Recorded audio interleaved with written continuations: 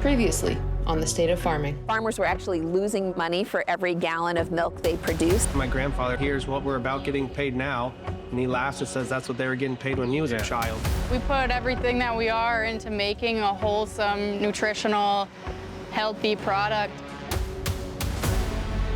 I can't remember a drought this long in a long time. Didn't think it was going to be that bad, especially a year later. Exact same day, exact same thing. Everything we do, cows come first, everything. A lot of the legislators aren't listening directly to the people of our state. Agriculture at this point is doing the lion's share of the total phosphorus reductions. Monument Farms Dairy, in association with the Vermont Dairy Promotion Council and the Vermont Dairy Producers Alliance, would like to thank the farmer.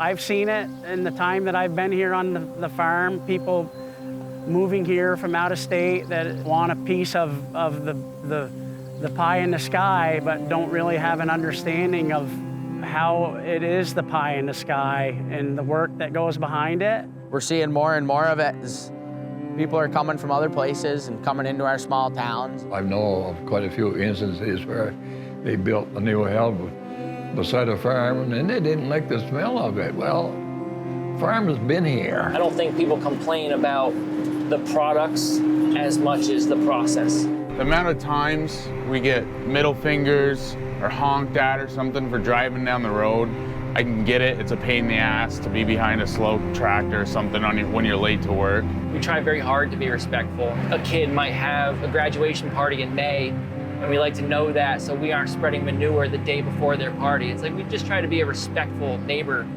You're welcome to come here, of course, but really getting to know rural Vermonters, understand where they came from, and understand what they're bringing into the world. I mean, learn about Vermont. And maybe bring some new ideas for business that we need so we can retain our young people here and help refresh us a little bit. But the value, why they wanted to come here in the first place. I mean, you see people that move to these small towns, they want that life. They want to know their neighbor. They want to be involved with the community. And for the most part, we're all thinking the same thing. We don't want to change town. You know, those who have moved to Weybridge, they're looking for the agricultural town. They don't want it to disappear.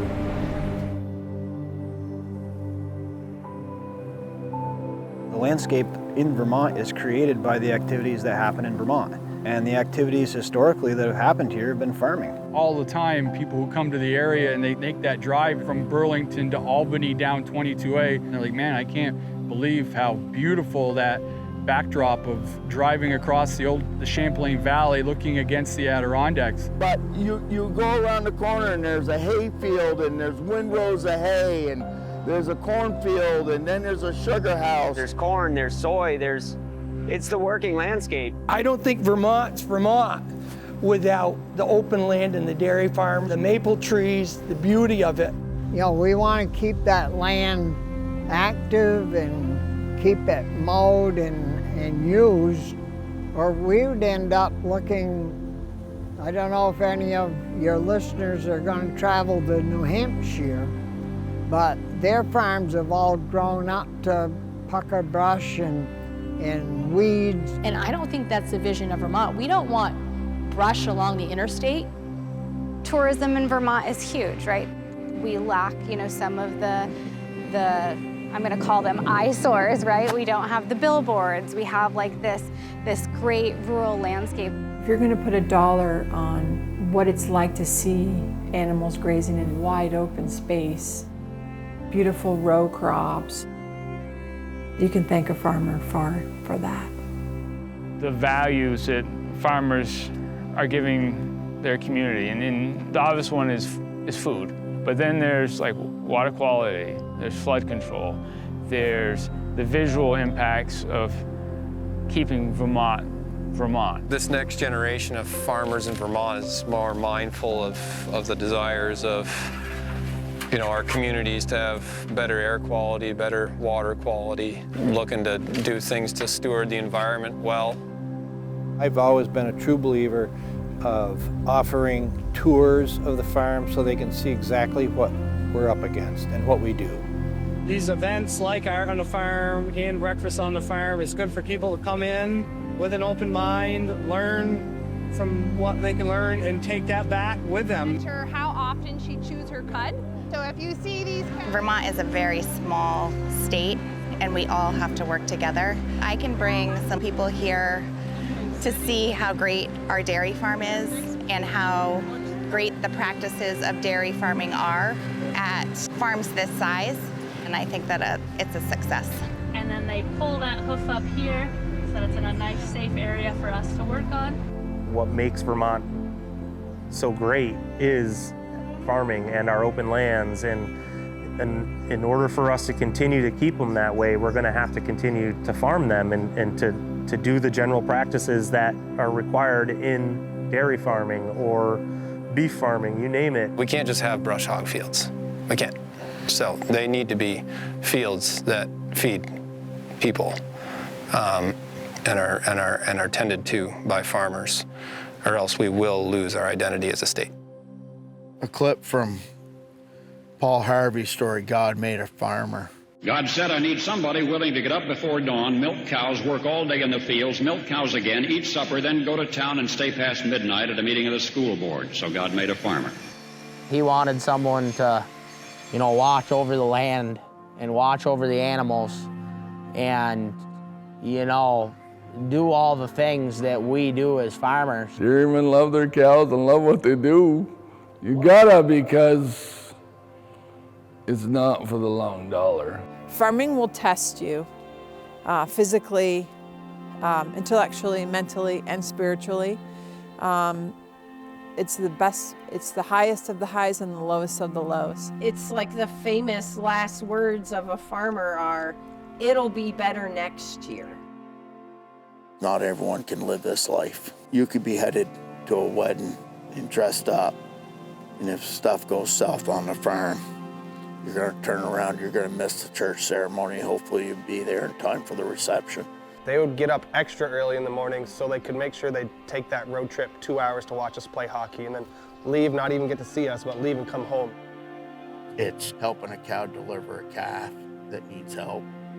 It's not always easy, but the sun comes up the next morning, you brush off and you go out and do it again. It teaches you responsibility, teaches you love for other things.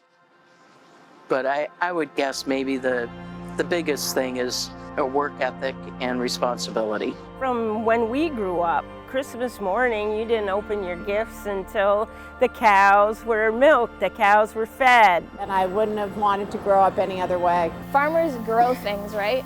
They grow animals, they grow crops, and they grow the communities that they're around. It feels like we're contributing good. Creating food is good. We have a lot to be proud of, and we are absolutely a big reason why Vermont is the way it is. My dad told me one time, after 12 years old, you can quit school and you work on the farm. That was the style. Today it's not like that anymore. My grandparents started this business back in 1930. They kind of created this legacy that you try to stand up to as you go forward. Hopefully there is a generation that's looking to take this on when we're done. In Vermont, there's certainly pride for any agricultural producer, no matter what they're producing. They are fixtures in the community. People see them, they wave to them, they're there, they help out people. I think it's how a lot of people were raised. It's the way of life. To describe the dairy community, just honest folk. It's a day in, day out. You're doing it for the sake of feeding a bigger picture. So God made a farmer, somebody who'd bail a family together with the soft, strong bonds of sharing. So God made a farmer. The farmer with a tear in his smiling eyes when his son comes up to him and says, Dad, I want to do what you do. Spending time with my dad and my family on the farm. I spent a lot of time. I wanted to be just like my father. And ever since I was a kid, I never imagined doing anything else. Him not giving up gave me and my sisters and my cousins an opportunity to live a really glorious life around here. My grandfather said something to me that was, you know, at the end of the day, you should be able to step back and say, my name's Jamie Cahart, and I did that job, and I'm damn proud of it. And that's stuck with me forever, you know? We're here because of you. You can help Vermont's farmers by choosing local products, visiting our farms, and sharing this video. Join us in preserving this critical part of our Vermont way of life. Please take the time to call, write, or visit your legislators and share this video to support our Working Lands initiatives. Produced by Monument Farms in association with the Vermont Dairy Promotion Council and the Vermont Dairy Producers Alliance. Monument Farms, delivering nature's most perfect food since 1930.